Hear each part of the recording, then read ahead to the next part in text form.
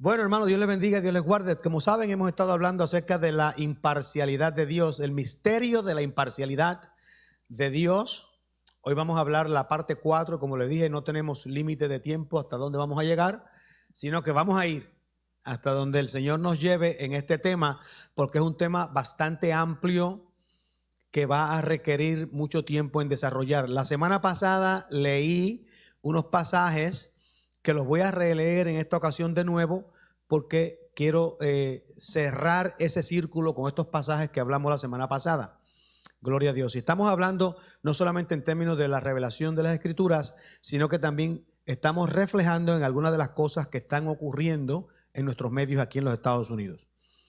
Yo les invito para que lean conmigo estos pasajes. Yo sé que son en 3 diferentes lugares, así que va a ser difícil seguirme, pero escuchen los pasajes que vamos a leer. El primero se encuentra en el Salmo 69, verso 4. Salmo 69, verso 4. Y solamente es una pregunta que hace David, porque estamos hablando de la imparcialidad de Dios y del derecho a la propiedad privada, en que nosotros somos dueños de nuestras vidas.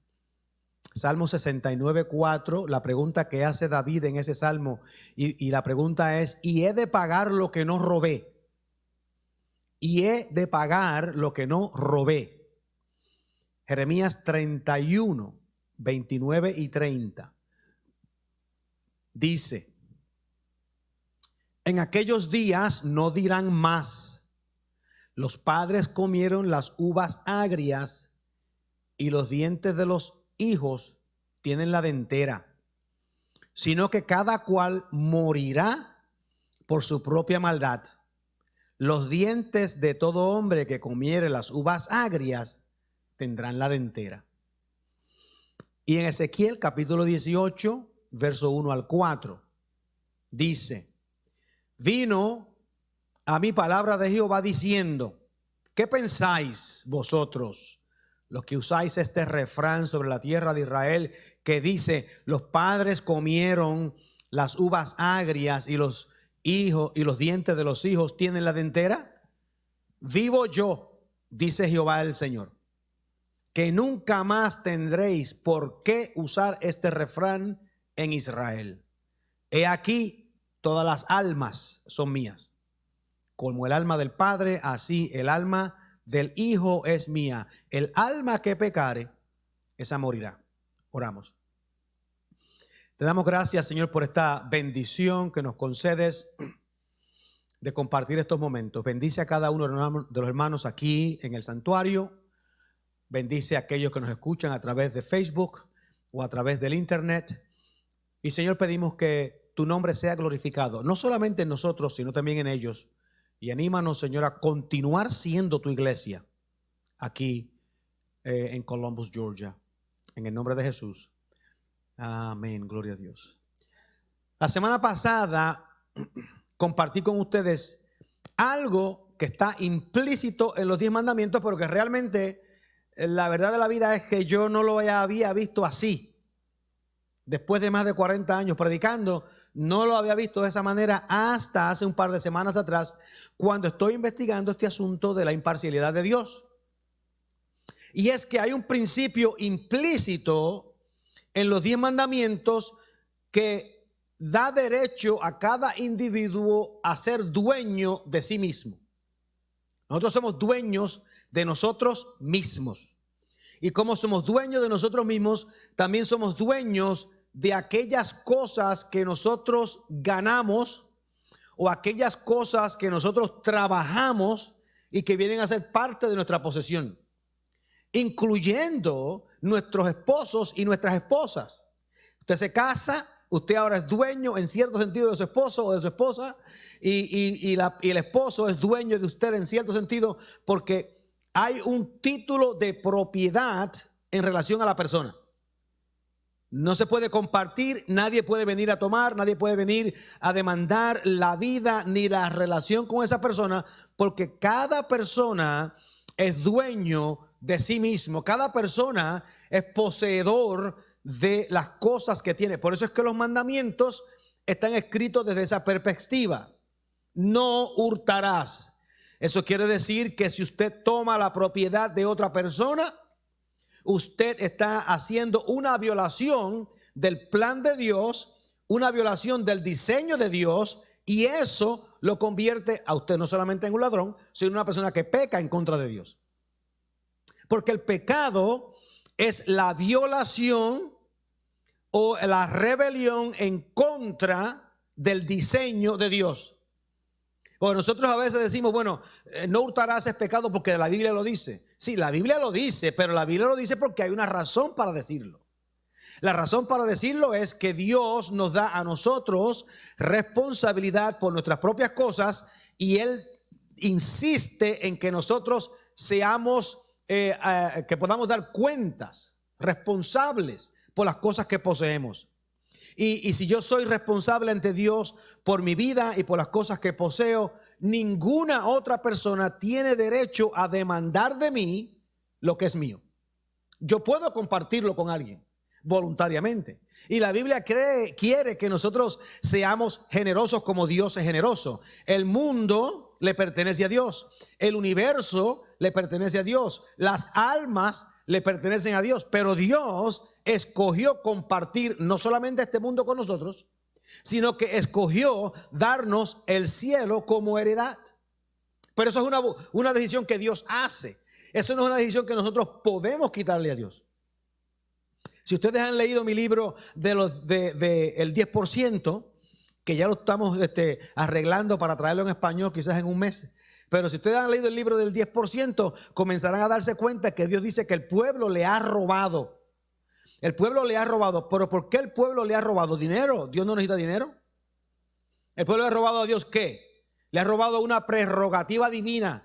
El diseño de Dios es para que nosotros vivamos de acuerdo al carácter de Dios, y cuando nos apropiamos de algo que le pertenece a Dios, estamos robando.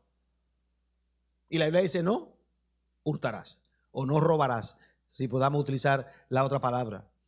Una de las cosas que son importantes acerca de los 10 mandamientos, por ejemplo, y acerca de la propiedad privada, es que el respeto a la propiedad de otra persona, incluyendo su vida, permite la posibilidad de que nosotros vivamos en una sociedad civil, en una sociedad donde haya paz y tranquilidad, donde nos ponemos de acuerdo. Yo no le voy a robar a usted, usted no me va a robar a mí. Yo no lo voy a matar a usted, usted no me va a matar a mí. Yo no voy a tratar de quitarle a su esposa a usted, usted no trata de quitarme a mi esposa a mí. Y cuando vivimos de esa manera, tenemos una vida, una sociedad civil donde nosotros podemos funcionar de acuerdo a los diseños de Dios. En Estados Unidos, por ejemplo, y otros países occidentales, las sociedades han sido fundamentadas en la ética judeocristiana, en el entendimiento de la naturaleza humana desde la perspectiva judeocristiana, donde entendemos que las personas son dueños de sus vidas, son dueños de sus posiciones, y podemos entender las leyes tradicionalmente como leyes que protegen la propiedad.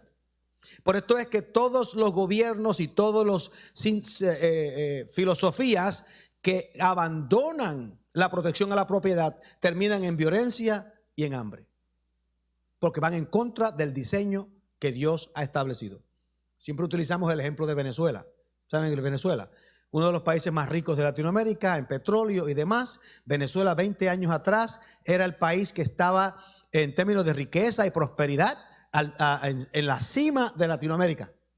20 años después se establece un sistema donde se quita la propiedad privada, se quita el respeto por la vida de los seres humanos, y 20 años después Venezuela está, la gente escapando de Venezuela, huyendo de Venezuela, muriéndose en Venezuela, y hambre por todo lugar. Los que están en poder, muy tranquilos y en paz, pero ciegos no pueden ver el daño que han hecho por romper el diseño de Dios. Acá en Estados Unidos estamos viendo un problema. Estamos viendo un problema y la gente dice: no queremos que los Estados Unidos se conviertan en Venezuela. ¿Ustedes oyen esa frase, verdad? Hay unos problemas que están ocurriendo, no queremos que Estados Unidos se convierta en Venezuela. Y yo quiero decirles a ustedes hoy que el peligro de los Estados Unidos no es Venezuela.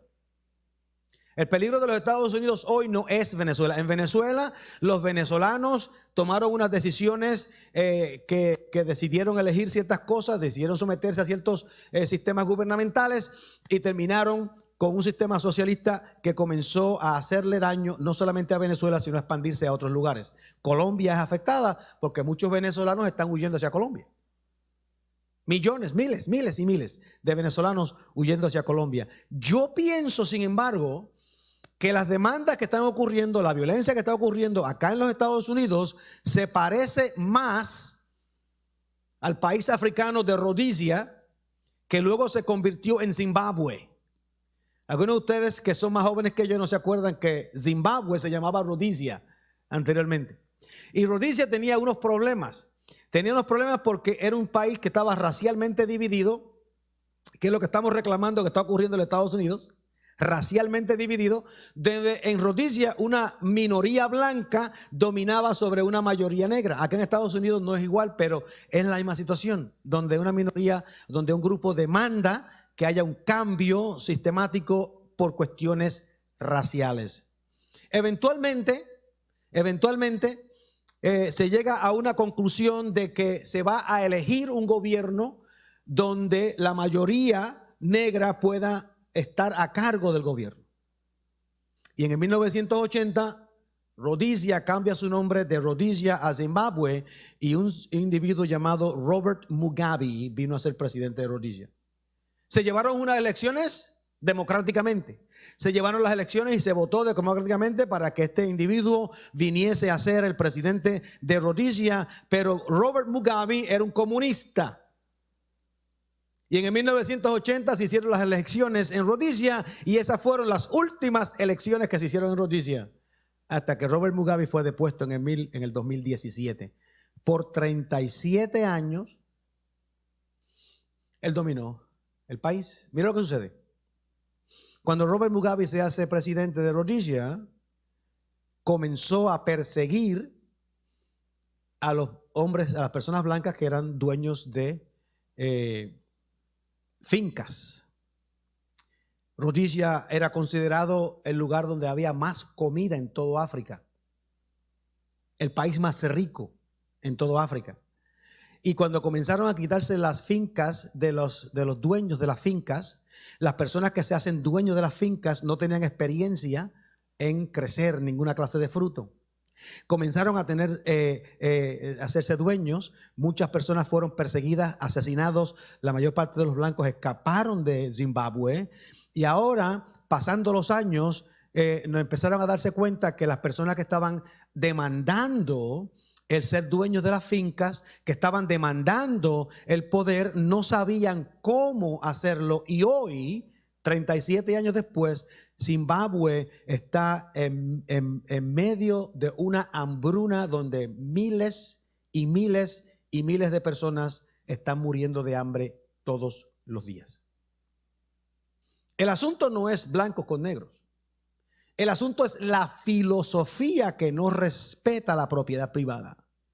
La filosofía que rechaza el principio de Dios, donde cada uno de nosotros debe de ser responsable por nuestras vidas.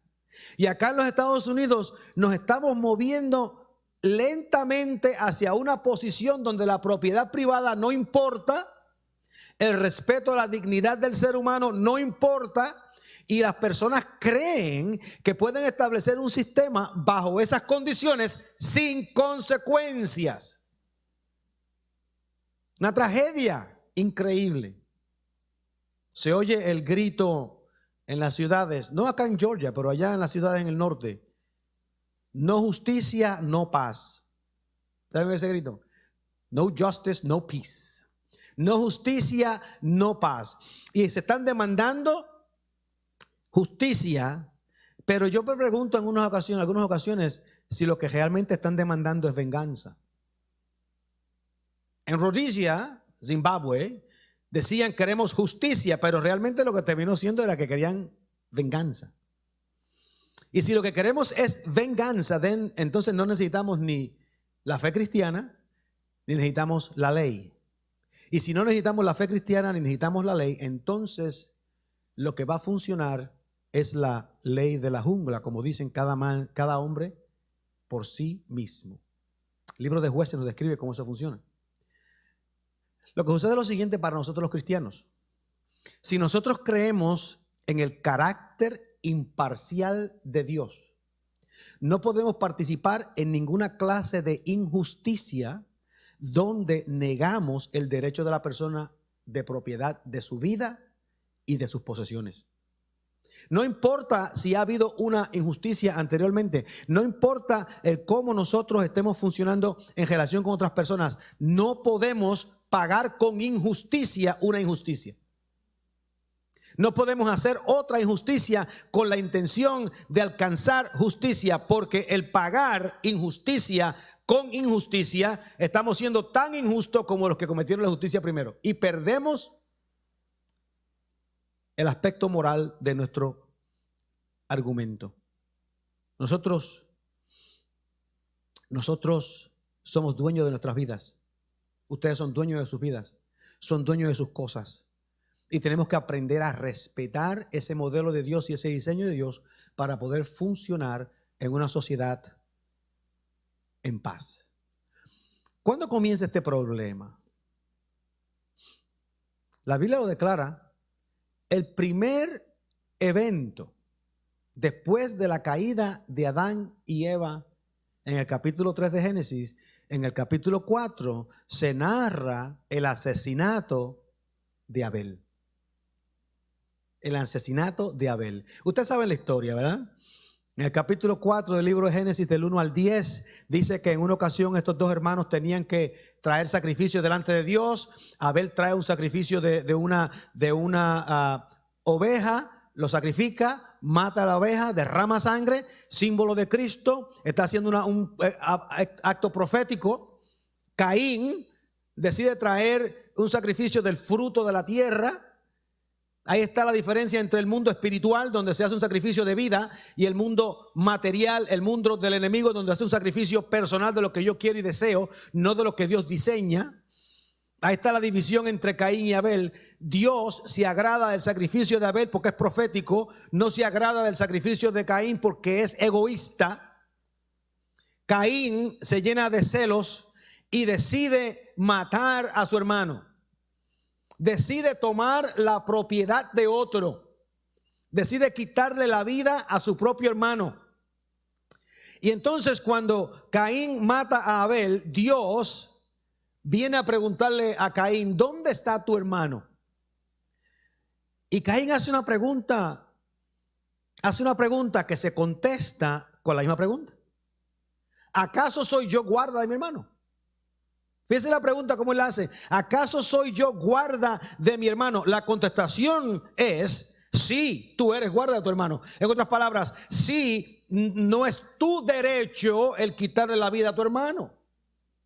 Y cuando Caín hace la pregunta, ¿acaso soy yo guarda de mi hermano? Dios responde con otra pregunta. ¿Qué has hecho? Porque la pregunta de Caín fue defensiva.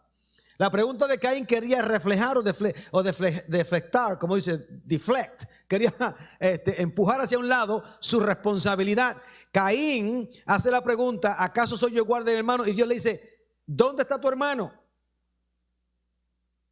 Y dice, la voz de la sangre de tu hermano clama desde la tierra. La voz de la sangre de tu hermano clama desde la tierra. Fíjense que Dios no dijo la voz del cuerpo de tu hermano clama desde la tierra. Él no dijo la voz de la vida de tu hermano clama delante de la tierra. Él dice la voz de la sangre de tu hermano. La sangre que tú derramas con tu violencia. Donde despilfarras la vida de otra persona. Que no es tu vida. Que no te pertenece a ti. Y nosotros leemos el pasaje y podemos preguntar ¿qué significa eso? Bueno, significa muchas cosas. Hay muchas interpretaciones que se hacen con pasajes como este. Y una de las cosas que nosotros podemos decir en un pasaje como este es que Dios está interesado en que nosotros respetemos la vida de los demás. Dios está interesado en que nosotros respetemos el diseño que Él ha establecido para nosotros. Dios está interesado y nos va a llamar a cuentas. Y Dios le echa un juicio a Caín. Y le echa un juicio a Caín y no lo sentencia a muerte. sino que le dice, por el resto de tu vida vas a trabajar y la tierra no te va a dar fruto. Vas a vivir por el resto de tu vida acordándote de la muerte de tu hermano. Vas a vivir por el resto de tu vida con un sentido de conciencia, una culpabilidad de conciencia por haber hecho el daño a tu hermano. Porque Dios es el que nos llama a cuenta. Acuérdense que las vidas le pertenecen a Dios, no nos pertenecen a nosotros. Por eso es que es tan importante que nosotros miremos un poco los eventos que están ocurriendo en medio nuestro y empecemos a analizar. No desde la perspectiva de lo que se dice, de lo que se grita, sino de los resultados que se están teniendo y el cómo está impactando las vidas de las gentes a nuestro alrededor. En Estados Unidos no vamos camino a Venezuela. Yo creo que en Estados Unidos vamos camino a Zimbabue, donde se rompen los medios de producción. Porque déjeme decirle algo, sin tratar de insultar a las personas que están gritando en las calles. La mayor parte de estas personas son personas bastante jóvenes, que no han creado nada en sus vidas. En otras palabras, ellos no saben cómo los medios de producción ocurren, cómo se mueve la comida, cómo se establecen los frutos, nada, no saben nada. Y entonces ellos van a querer destruir todo lo que existe en lugar de decir, vamos a ver cómo podemos hacer un cambio que todavía respete la vida y la propiedad del vecino. Si Robert Mugabe en Zimbabue hubiese aprovechado el conocimiento de los granjeros y hubiese entrenado a la gente y hubiese dedicado a crear nuevas granjas y hubiese dedicado a crear nuevas fincas y nuevos frutos, Zimbabue no se estuviera muriendo de hambre hoy. Pero la gente abandonan el plan de Dios y creen que después de abandonar el plan de Dios todavía van a tener los mismos resultados. Van a tener el mismo beneficio. Y no es así como funciona la vida. Cada cosa tiene consecuencias. Así que los 10 mandamientos, los mandamientos de Dios implican en la propiedad privada. Y sin la propiedad privada no podemos, hermanos, tener imparcialidad. No podemos tener imparcialidad. No hay justicia. No importa cuánto gritemos acerca de la justicia. Si no respetamos la vida de los demás, la dignidad de las demás personas, si no respetamos las propiedades de las demás personas, no hay injusticia. O no hay justicia. Mi papá murió en el 2014. Tenía 75 años cuando murió. Yo lo conocí a él cuando yo estaba ya adulto. Pero él murió en el 2014. Pero él me contó, antes de morir, cuando yo todavía estaba en Chicago, él me contó que en el 1963, él había estado envuelto en una pelea con una persona y él, mi papá, había apuñaleado a esa persona, que por poco la persona se muere. Mi papá no pasó ningún tiempo en la cárcel, se vino para los Estados Unidos, no sé si huyendo o porque lo dejaron libre. La cosa fue que no pasó ningún tiempo en la cárcel y él, se escapó de toda responsabilidad. El hombre sobrevivió, pero nunca volvió a ser lo que era antes. Quedó marcado para el resto de su vida con esa situación. ¿Cuántos de ustedes creen que sería justo que yo fuese a la cárcel por el crimen que mi papá cometió cuando yo tenía 6 años? ¿Ustedes creen que eso sería un acto de justicia? No sería un acto de justicia. ¿Por qué? No es un acto de justicia porque yo no cometí el crimen. Si la justicia de Dios está basada en los pecados personales e individuales de la persona, del individuo, de la persona. Por lo tanto, si nosotros vamos a demandar justicia, tenemos que respetar la propiedad privada de la persona, las acciones de la persona y solamente enjuiciar lo que la persona ha hecho. Por eso fue que David hace la pregunta en el Salmo 69: ¿y he de pagar lo que no me robé? ¿He de pagar yo lo que no me robé? David hace la pregunta y la pregunta, como la de Caín, se contesta por sí misma. No, tú no tienes que pagar lo que no te robaste, porque yo no estoy obligado a restaurar lo que yo no me robé o lo que yo no hice. Yo no tengo la obligación con nadie de restaurar nada que no sea algo que yo mismo he hecho. Por eso es que, aunque mucha gente habla en estos días, y yo lo reflejo en parte de lo que está sucediendo hoy, hablan estos días acerca de racismo sistémico, de privilegio de las personas blancas. Quizás las personas blancas tengan privilegio y quizás haya racismo sistémico, pero a nadie se puede enjuiciar por racismo que no haya cometido un acto de racismo. A nadie se puede enjuiciar por privilegio que no haya ofendido e insultado o disminuido a otra persona. Porque el trato de la imparcialidad de Dios requiere que sea algo por lo cual nosotros somos responsables. La imparcialidad de Dios no permite el enjuiciamiento de otras personas por los pecados de los demás. Por eso es que yo no soy responsable por los pecados de mi padre. Yo no soy responsable por lo que mi padre hizo. Y cuando estaba joven hizo un sinnúmero de cosas increíbles. Algunas de ellas yo todavía no sé exactamente cómo sucedieron y qué surgieron. Pero en una ocasión, cuando yo tenía como 12 o 13 años, en 1968, qué sé yo, 69, estuve envuelto en un tiroteo con una policía, hirieron varios policías, hirieron varias personas enfrente de la casa de él, tenía 3 balazos en su cuerpo. Y yo, ¿pero qué estabas? ¿Dónde tú estabas envuelto? ¿Qué estabas haciendo? ¿Estabas con la mafia o qué estabas haciendo? Tampoco pasó tiempo en la cárcel por eso. Tampoco sufrió ninguna clase. Eso pudo haber sido una injusticia, pudo ser un montón de cosas, pero si me viene a buscar la policía ahora a decirme, te vamos a meter a la cárcel porque tu papá le pegó 2 balazos a un policía ya en 1968, ninguno de nosotros creería que eso es justo. Yo no creería que es justo, porque yo ni siquiera estaba en el lugar cuando ocurrió. Yo ni siquiera lo conocía a él cuando ocurrió el evento. Nosotros tenemos que ver que la imparcialidad de Dios no permite que nosotros demandemos pago o restauración de otra persona. Por eso es que el profeta dice estas palabras. En aquellos días, ¿en cuáles días? Después que Cristo venga, hoy. Ya el profeta está hablando, Jeremías 31. En aquellos días no dirán más, los padres comieron las uvas agrias y los dientes de los hijos tienen la dentera.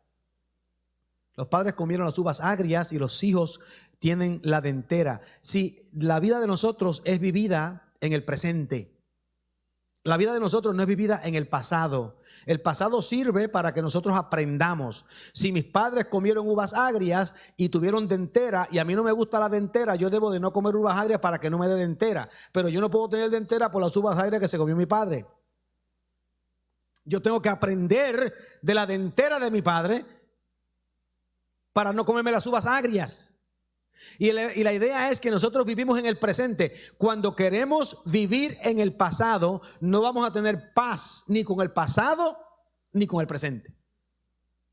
Cuando queremos demandar justicia por errores pasados que yo no sufrí, que yo no viví, no vamos a tener ni paz con el pasado ni con el presente. Y tenemos que entender que el mensaje de las Escrituras es bien sencillo. Y no importa cómo se defina filosóficamente.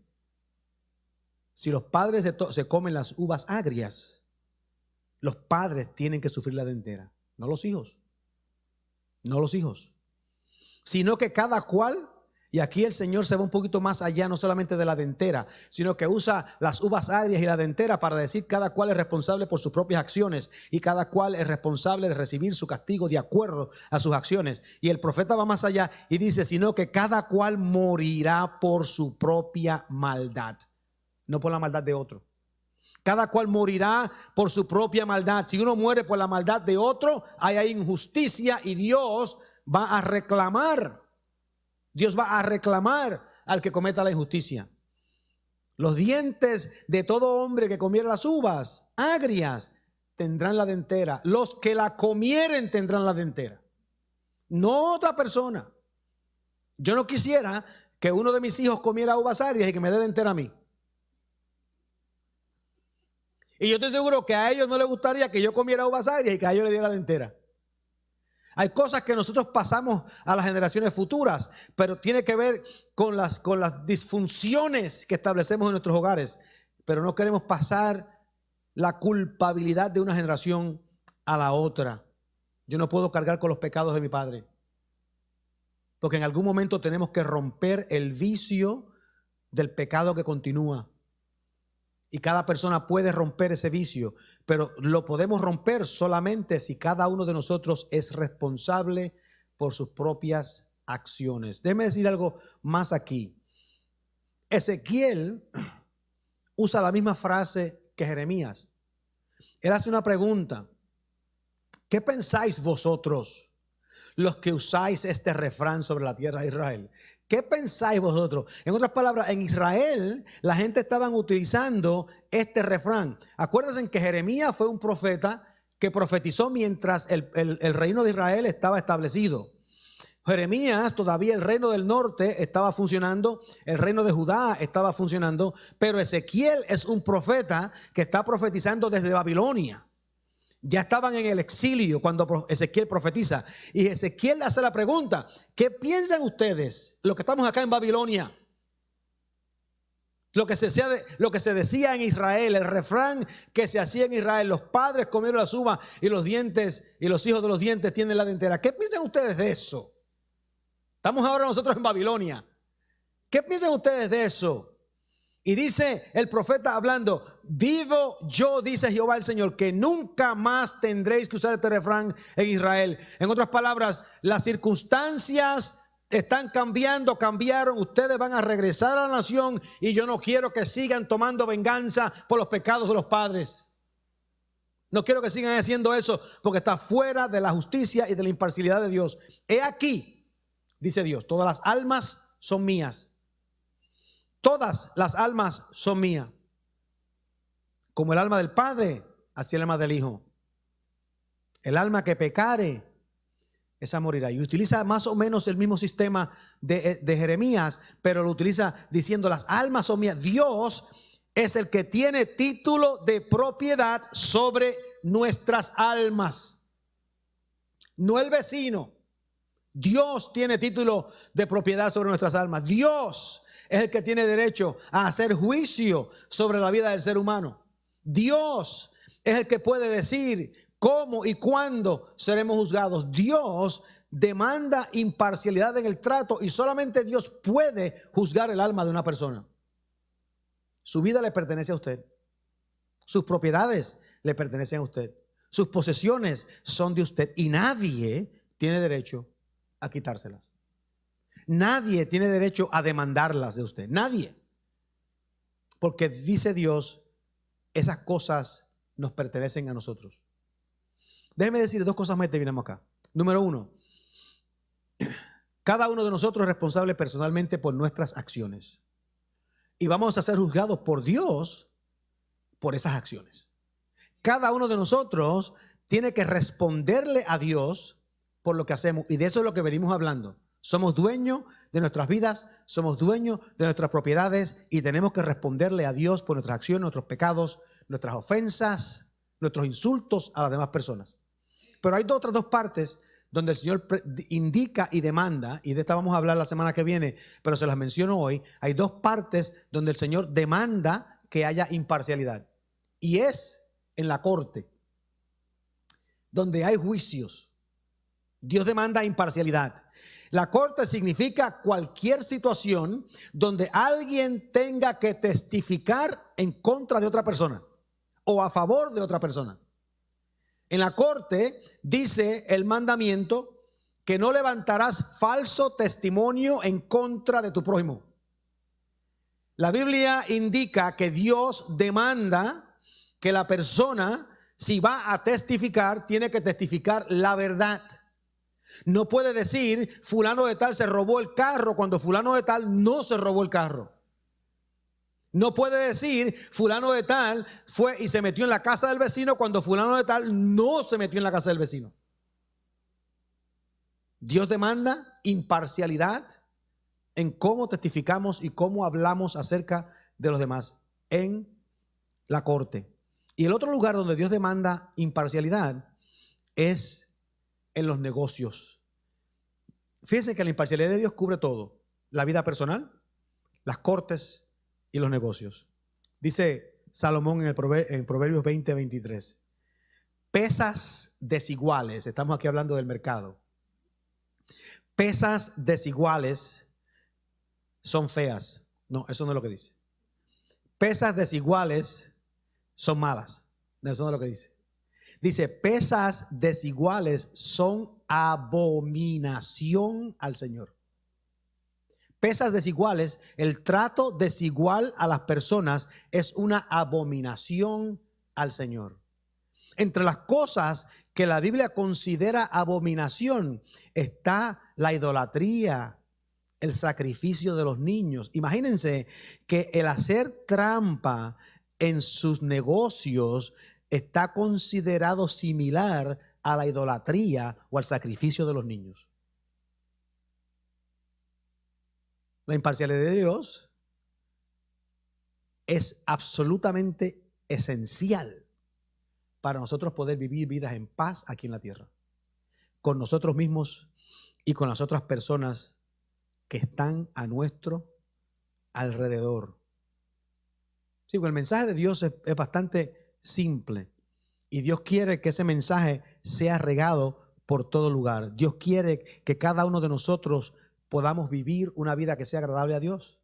Pero para vivir esa vida agradable a Dios tenemos que entender qué es lo que Dios diseñó para nosotros, cómo lo diseñó y qué es lo que Él quiere que hagamos. Y fíjense que la predicación del Evangelio es otro lugar donde la imparcialidad de Dios está reflejada en el mundo. ¿Cómo? ¿Cómo? Hechos 1:10. Pero recibiréis poder. En muchas ocasiones cuando predicamos ese texto, hacemos el énfasis en el recibir el poder. Recibiréis poder. Pero fíjense que recibir poder no es solamente porque vamos a recibir poder, sino que el recibir poder cuando haya venido el Espíritu Santo sobre vosotros, y entonces me seréis testigos en Jerusalén, en Judea, en Samaria y hasta los confines de la tierra. En otras palabras, la gracia de Dios, la salvación de Dios, el propósito final de Dios es que su gracia se le dé y se le comparta a todo el mundo. Porque Dios no hace acepción de personas. Oramos. Te damos gracias, Señor, por esta bendición hoy, por esta oportunidad de estar en tu casa. Bendice a cada uno de los que llegamos en este lugar y a todos los que estamos en los hogares. Que podamos, Señor, de alguna forma crecer, madurar, vivir vidas que sean agradables a ti. Gracias te damos por Jesús que nos amó. En su nombre pedimos. Amén. Nos ponemos en pie para recibir la benedicción y cerramos en el día de hoy. Gloria a Dios. Que la paz de Dios les acompañe en todo momento. Que el amor de nuestro Señor Jesucristo les traiga gozo a sus corazones, satisfacción en sus vidas. Y que la comunión del Espíritu Santo les dé paz, gozo, tranquilidad y sabiduría para vivir vidas que sean agradables a Dios y satisfactorias para nosotros.